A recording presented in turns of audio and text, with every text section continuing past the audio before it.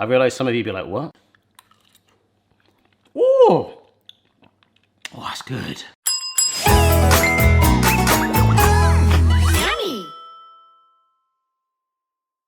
Could this be the Gaffote, greatest air fryer of all time? I think that kind of worked. This, folks, was an absolute bargain Black Friday deal that I actually got tweeted about recently. I came across this on Facebook and thought I'd share it with you. Had a little glance, it was a Black Friday deal for £129. I replied, this could be the one. This by Breville is the Halo Flexi air fryer. 2,400 watts of pure multifunctional air fryer goodness in what feels like a fairly cheap carcass, but we'll come on to that. I'm quite excited because this could tick all the boxes for my air fryer needs. It's fair to say I didn't think I'd be doing another air fryer video this year. We've like hammered them quite hard. I've loved falling in love with them, really. Well, we're just good friends. But throughout those videos, I've said what I really would like in an air fryer, and that is a clear view window, which this has got, and the ability to cook multiple things at the same time, which this does tick the box. So Alan, who's having a day off today, or even Hugh, our super budget bucket one, that's the official term I called it, but apparently air fryers like this, well, someone actually emailed me this, Barry, why are you obsessed with a bucket one? You want a high sapientia. I've definitely pronounced that wrong, which basically means this kind of shape, almost like a mini oven, which of course have been around for a very long time. But the cool thing with this one, and there is a Ginger equivalent, which is way more expensive, by the way, and smaller capacity, we have actually still got the buckets too. In fact, let me show you. We've got one bucket, we've got a meshy tray, but then we've got the exact same. The only thing I don't like is it's got this quite budget handle thing, because what you have to do to actually get it into here is you clip it up and oh my gosh, it locks in place like that, and that does not feel that sturdy, but hey ho. So we've got those, but check this out. Down here, oh, crikey, it does feel a little cheap, I've got to be honest. We have got, look at all this.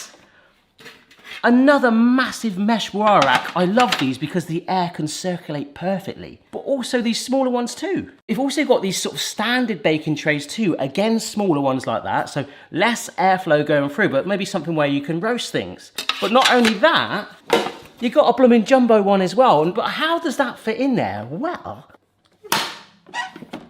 this bit here comes out. It's very cheap looking. It feels like some sort of old school cassette to play music in your car. I realise some of you be like, what? And once that is in place and locked in, it changes the interface on there to allow it to either do individual compartments or cook like that. How cool is this? £129. That was a Black Friday deal. It's a little bit more than that, but the reviews are a bit mixed. All right, so there's a 5-star review from somebody called Required Field. I love how they've literally put that as a username when it would have said, like, please insert something here, it is a required field. Yeah, required field. I am delighted with this purchase. I've recommended it to family and friends. I've owned 5 to 6 different air fryers. Sounds like me. This comes on top. Intuitive to use and seamless to pull out the middle divider to make it a full-size air fryer. Brilliant. There are a few 1-star ones, and Diana says, after removing lots and lots of packaging, there wasn't that much packaging to be honest, I set it up for use and all buttons work, apart from the play pause button, which is basically the start button. There's lots of reviews that said this, not just the one, and thus completely useless, returning it and will not be buying again. So it's like basically buying a car without keys to start it. This one from M, not practical. Not happy with it. I love my Philips air fryer, which is quick at cooking and versatile, good value for money. This air fryer though is not practical at all. How can that not be practical? And it takes ages to cook food. Also expensive. That's also come up. 1, the play pause button doesn't work often. And 2, despite all that power, it does cook food not that great. Last one from Edgar, piece of garbage. Start pause button, again, doesn't work, straight out of the box. The return will never buy from Breville again and highly recommend to avoid. Damn it. Well, the one thing compared to the Ginger one, it came with like a massive box. You know, it's like 12 in 1, there is so much different functionality. We won't test it all, like, you know, finishing at the same time, which we've seen before with the Ginger models. And in fact, the instructions and the recipes and kind of like just the feel of the Ginger one compared to this feels almost as cheap as Alan. The only way we're going to see how this thing works is just by cooking in it straight away. So we're going to start with one of my favourite things to air fryer, a jacket potato. So what I'm going to do is we're going to make the jacket potato, and I don't know why, I'm really excited for this tray because of the airflow going all around it. But what I will do, because we're gonna cover it in oil, we'll put this on the bottom to catch any of that just in case. I'm just piercing it with a fork a little bit. Bit of oil on there, some salt and pepper too.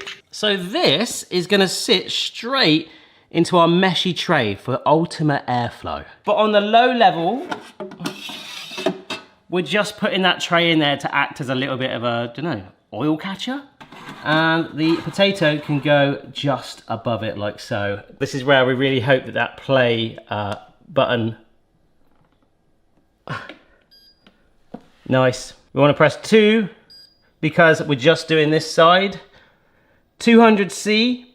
Oh, it's a little bit like, with the ginger one, to be fair to that, it just felt good quality. This is like, come on, mate. Right, play pause button, come on. There we go. Look, and that's what I've always wanted in an air fryer. I know this sounds so sad, and there's many models available. This might not be the perfect one, but look. I love how I say look and it's disappeared. Look, there's a light here, we press this. We can actually see what is happening in there. And what is happening is a jacket potato for 50 minutes. So what I could do is, whilst that's still cooking away, we can start to prep in there, but I'm just gonna do classic baked beans, and I'm probably just gonna shove it in the bucket, but they'll just need warming in like 10 minutes right towards the end. So for now, let's see what this potato does. In every sense. That's cooking away a charm. It's not too noisy, it seems to be cooking. We wanna see how well it cooks though. The jacket potato, the way it crisps up is a really good way of that. And of course, the best thing, the play button worked. So this is probably the one downside so far is, like I say, these are really flimsy. You only get one set even though you've got 2 separate buckets. I don't really mind that because I guess you can switch between the 2. But if we just open this up, like, you can use this to pull the tray out slightly, but you've got to go a little bit old school in literally just grabbing it with, well, oven gloves. So what I mean is, and this is purely just to show you, ooh, that is really well cooked. But those grabbers would not have done that. Oh, look at that color already on there. But that is the one downside to it so far for me. Like, this thing is just like a little bit more multifunctional, or there was like a little lip on the tray to pull it out. I mean, look, you can hook that in like that, but that just doesn't feel, it doesn't feel that safe at all. But if that's all I've got to put up with, this is a bargain. Just while that's finishing off, this is probably the closest thing to like a saucepan that comes with it. Certainly wouldn't want to do this on one of the other mesh trays because that sauce would fall right through. And it could bubble up, so it's probably a little bit too fluidy for a tray. But in here, I've just got some baked beans. And these will probably take like 10 minutes to warm up, nice and slow temperature. See, that feels so flimsy, this bit. I don't like this bit. But once it's locked in, it is pretty good. It's a massive bucket as well. And the cool thing is, we can open that up,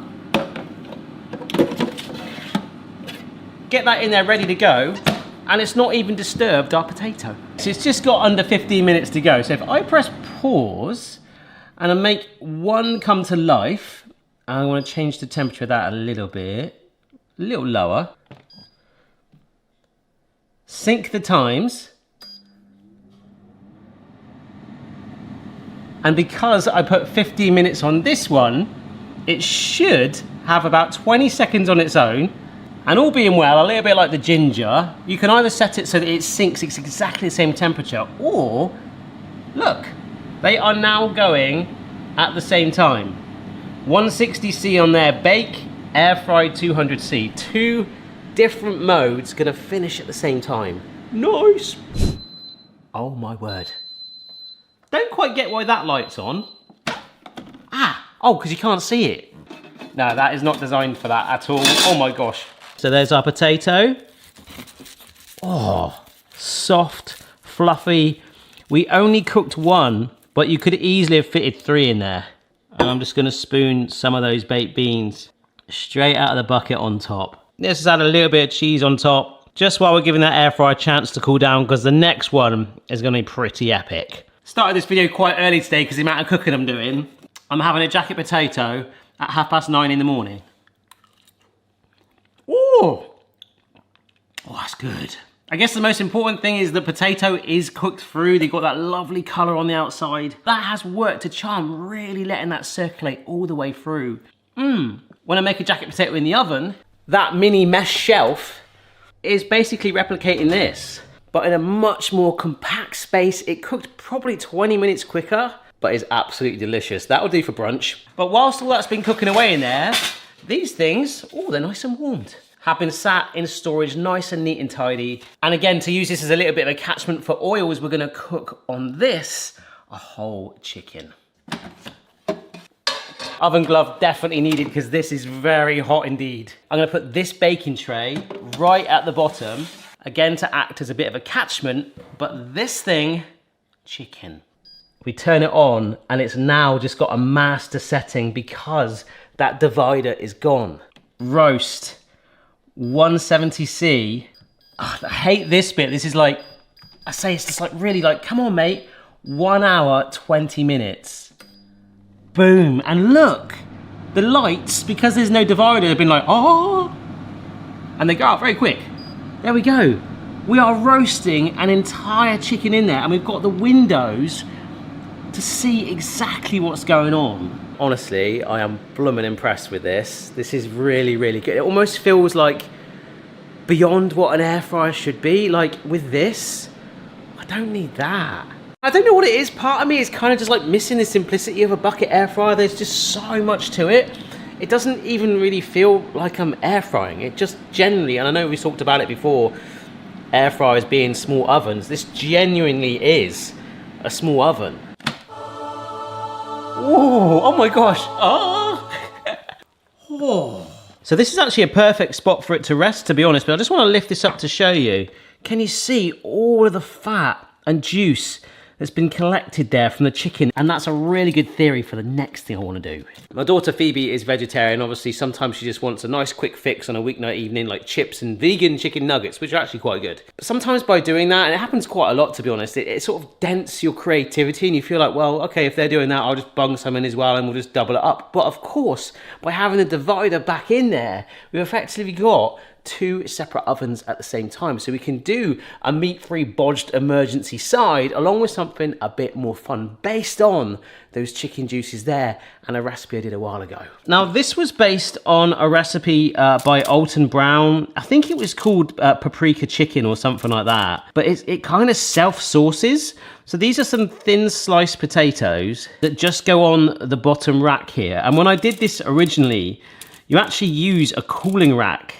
You know what you use for baking? You use a cooling rack in your oven, but of course we've got those mesh trays. They are potentially gonna get rained on by some chicken slathered in paprika. So that's our bottom tray. So in here is some paprika, and here is some oil. So I've got about a tablespoon there. And if we mix this together, now it's this that is eventually gonna end up on that. So I blooming loved this recipe when I did it before. We stick it in the tray. With my clean hand, that's gonna go up there. The potatoes and the onions underneath it. One sec. So we're gonna cook that chicken. The juices of the chicken with the paprika paste are gonna roll down through the meshy tray onto those potatoes and onions that are not only gonna cook, but actually get cooked in the juices from the paprika chicken. So good. 25 more minutes on that side, then you bung that in, and this should work a charm. That is smelling unbelievable. I've just turned it over. So inside number 1, got the chips now. These are the vegan nuggets.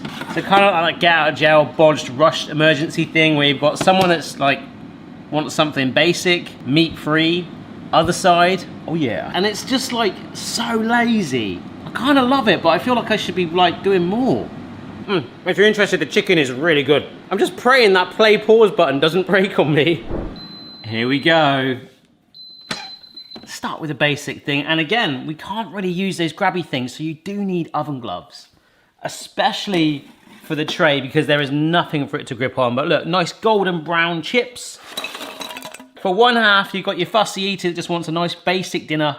However, if you don't just want nuggets and chips, check out this color. Look at this, look at this. I turned it over. Oh my word. Absolutely phenomenal charring on it. But it's down here. It has caught all of the juices. And we've got these lovely sort of half soggy soaked paprika chips with the blistered onions. Oh, It just works so well because they're kind of still softened where they're not crispy. They've got like a little bit of movement in them. Just absolutely.